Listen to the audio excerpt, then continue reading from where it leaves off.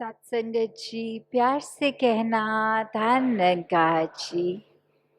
बहुत समय के बाद आज यहाँ फिर आपके समक्ष इधर सत्संग में और ये सभी के दर्शन हो रहे हैं। एक अभी पंक्तियों में भी और जैसे बैठे हुए जब भी जिससे नज़र मिले वो मुस्कुराहट, वो भाव एक प्यार के, और वही एक प्यार हर कोई जो अपने अंदर रखता है, वो प्यार इस दातार इस निराकार से मिला प्यार, उसी को आगे बांटने का प्रयास एक जीवन में एक बिना रुके होता रहे। अपने अंदर की जो भी एक हमें पता होता है हर एक को कि ये वीक एरिया है हमारा थोड़ा, यहाँ स्वभाव में हमें पता है हमको इस जगह पे चेंज करना है अपना स्वभाव। तो वो जब एक दातार के द्वारा चेतनता से पता है तो उसको बदलने से सिर्फ हमारा अहंकार ही हमें रोकता है कि जानते हुए भी कि यहाँ सुधार है, वहाँ सुधार को एक शुरुआत ही उसकी नहीं करते। और फैक्चुअली एक किताबी तौर पे पता भी है कि जितने ज़्यादा सुधार होंगे उतना ज़्यादा एक हम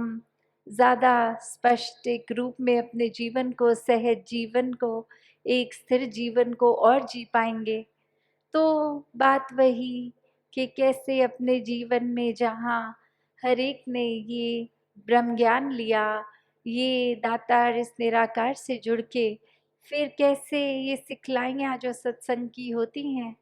वो एक जीवन में उतारते हुए स्वयं का भी सुधार करना है, जहाँ वहाँ जीवन को भी इस तरह बनाना है कि चाहे इसलिए नहीं कि कोई हमारा जीवन देख रहा है, पर इसलिए क्योंकि इस निराकार से जुड़े हैं तो जीवन इस तरह का ही होना चाहिए। ये एक करने का कोई एफर्ट नहीं, ये खुद ब खुद ऐसा सुंदर जीवन हो जाना चाहिए जिसको फिर अगर कोई देखता भी है समाज में तो वो एक अच्छे जीवन की परिभाषा पे खरा उतरे। तो कैसे अपने जीवन में हर समय एक सही दिशा पे कायम रहा जाए। एक पल पल ये जो डगमगाता जीवन, पल पल में अलग अलग चीज़ें हो रही हैं, तो कैसे फिर एक जैसा रहा जाए। तो बात वही कि अपने अंदर से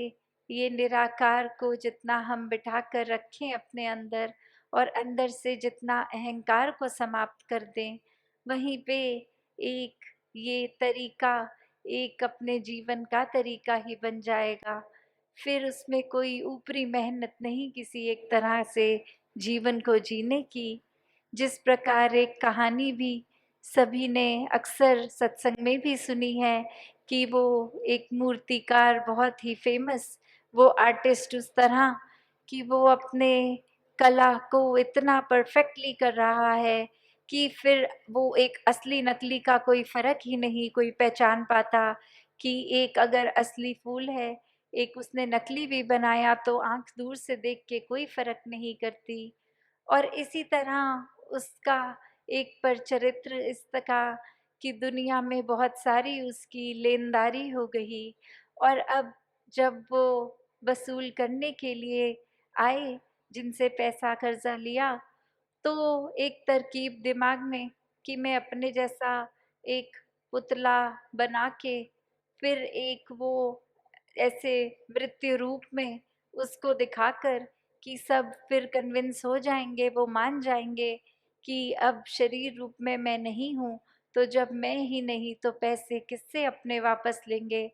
तो ऐसे ही वो बिल्कुल अपने जैसा हूबहू मूर्ति को एक लिटा देता है बना के और खुद छुप जाता है। और उसी समय लोग आके जब ये देखते हैं तो एक वो बात मान लेते हैं कि ये इंसान का जीवन खत्म हो गया है। और वहीं एक इंसान आके थोड़े गौर से देखता है तो लगता है कि शायद कुछ एक असल का शरीर वो नहीं है, और वो फिर एक बस ये जानकारी के रूप में ऐसे बोलता है कि इस आर्टिस्ट ने ये मूर्ति बनाई है और ये साफ पता चल रहा है, इसमें कमी है इतनी, उस कमी के कारण ही पता चल रहा है। और वहीं वो जो दीवार के पीछे छुपा आर्टिस्ट एक अहंकार में बाहर आके उनके सामने कहता है कि क्या कमी है इसमें, मुझे बताओ। तो वो बात कि एक अपने आप को इतना प्रबल करके और वहीं पे फिर एक बात कि वो उनका जो आए, उनका मकसद वहीं का वहीं सॉल्व हुआ कि वो इंसान भी मिल गया। और उस इंसान को जहाँ एक उसने वो रूप लिया कि मैं इसको अपने आप को मृतक घोषित करके एक मेरा काम बन जाएगा, तो वो एक अपने अहंकार के कारण कि मेरी कमी कौन निकालने वाला आ गया है। तो हमारा जीवन भी अगर हम देखें तो उस तरह तो नहीं जा रहा, उस डायरेक्शन में तो नहीं जा रहा कि किसी ने ज़रा-सा बोल दिया कि आप वैसे तो बहुत ही अच्छे हैं, पर एक ही अगर सुधार आप अपने अंदर कर लें, तो क्या हमारे अंदर भी वो भाव नहीं आ रहा कि कोई अगर क्रिटिकल हो रहा है हमारे बारे में, तो हम वो क्रिटिसिज़्म को भी कैसे लेते हैं? क्या हम उसमें सच में देखते हैं कि वो इंसान हमारी भलाई चाह रहा है और कुछ अगर सामने लाया, तो हम उसको किस प्रकार ले रहे हैं? या फिर अपने अहंकार से हम वो अच्छाई को सुधार तो दूर की बात, उस इंसान को ही नापसंद कर रहे हैं कि हमारी कमियाँ बता रहा है। तो बात वही कि कैसे अपने जीवन में हर कोई वो कर सकता है कार्य कि अपनी कमियाँ जहाँ खुद भी पता है या किसी के द्वारा भी पता है, तो उन पे काम करना है कि नहीं। एक सत्संग आए हैं, तो वो ध्यानपूर्वक एक पूरा एक-एक पल जो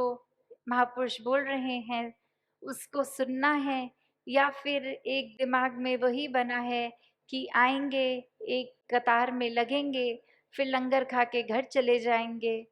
तो बात वो नहीं कि कैसे संगत में आना है, बात वो कि एक संगत में बैठ के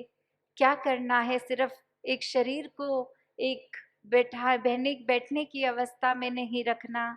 मन को एक हमेशा ये जो भी बोल वचन आ रहे, किसी भी तरह से आ रहे हैं, उनके ऊपर एक अपने ध्यान को लेना। जैसे अभी महापुरुष अपनी स्पीच में बोल भी रहे थे कि अक्सर ये होता है कि सत्संग आए, बैठे, सुने और जब बाद में कोई पूछे कि सत्संग में आज क्या सबसे अच्छी सिखलाई आपने अपने जीवन में ली, तो बात वही आती है कि कुछ ध्यान से नहीं सुना था या हम एक थे पर वो ध्यान बस नहीं लग पा रहा था। तो बात वही कि सिर्फ़ एक सत्संग में शरीर की अटेंडेंस नहीं,